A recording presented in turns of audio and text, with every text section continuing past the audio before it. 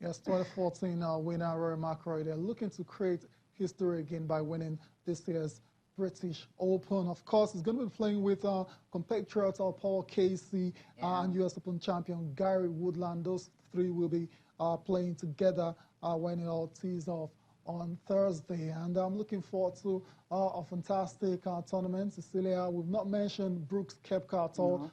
This guy, Francesco Molinari, who was like had to protect the Clarion Jug for a very long time. Exactly, and we'll see if he's able to, hold on to it. But it's going to be a very competitive one, so I'm not going to predict. I'm not going to try to predict who's going to come out top in this one. 2011 champion Darren Clark will hit the first tee shot on Thursday. Can't wait for that one to start. All right, and let's move on with the show now. Let's go and talk about athletics. It's been a great time for Nigeria in recent months now. I mean, a lot of Nigerian athletes have been on fire. And just yesterday, Tobiloba Amusan added a name to that list, running a personal best of 12.49 seconds. Cecilia, that's quite a remarkable time. Tobiloba Amusan. Yeah, absolutely. It's huge because it's actually the third fastest time in the world right now. Third fastest. I mean, how do you do this? Because, you look at her, the way she actually stormed to victory and that, blowing away the likes of Queen Clay. She also had a personal best then, win assist of plus 1.9. But then, at the end of the day, I think it was just the effort that she put in, breaking her personal record and just ensuring that, well, the fastest time in Africa was actually done by Gloria Lozier. So it's just 0.5 seconds left, 0.05 seconds off that record. So it would have been the fastest, so close to breaking the record that was set by Gloria Lozier. So she's doing well. I mean, just running well and all that. And her previous personal best was 12.57 seconds. That was at the NCAA Championships in 2017.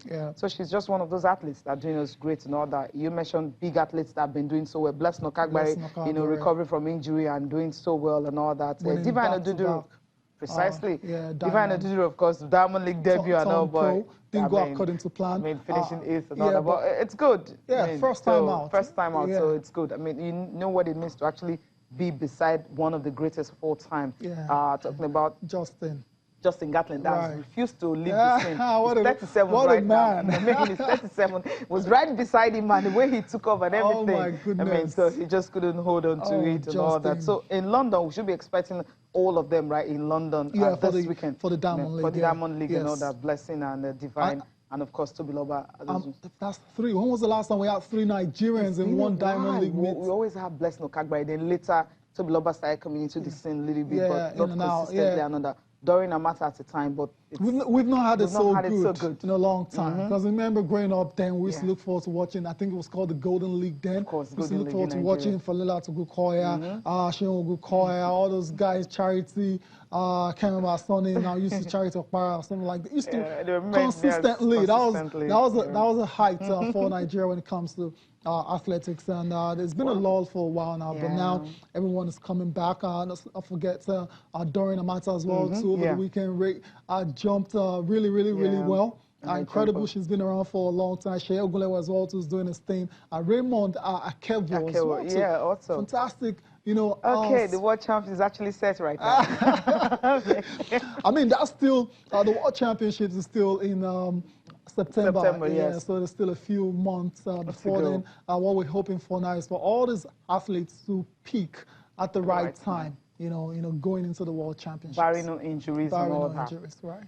All right, let's leave athletics now and still staying with it, but then we'll move to powerlifting world championships, right? The Nigerian athletes are still winning more medals for the country. Innocent Nnamdi is the latest one. He won the bronze medals at the powerlifting world championships taking place in Kazakhstan.